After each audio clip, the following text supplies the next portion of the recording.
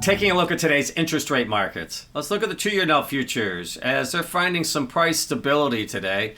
2-year note futures coming off a couple days of selling pressure, and today we did see prices lower early in the session, but hanging on to a slight gain here. Pretty tight range. But I think all the eyes are on tomorrow's Fed announcement. Expectations are that the Fed's going to stand pat, but what is it they're going to enunciate moving forward as far as potential policy moves?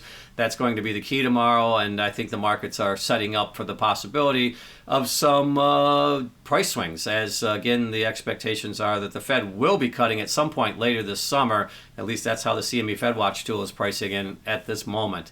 Now, looking at the drivers today, as we are now holding near 3-week lows for the 2-year note futures, a couple things this morning. U.S. economic data, import-export prices coming in slightly above expectations, as well as housing data holding in there stronger than anticipated, created some selling pressure across the curve. But then as we move through the session, markets did come off the lows, and now we're seeing them higher pretty much across the entire curve as, again, tight range, but holding on to a slight gain here as we do head into that Fed announcement tomorrow.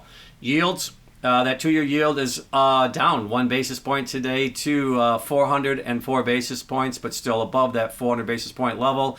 After having some yields below that a couple weeks ago, we are still holding on to that 400 handle here today at 404.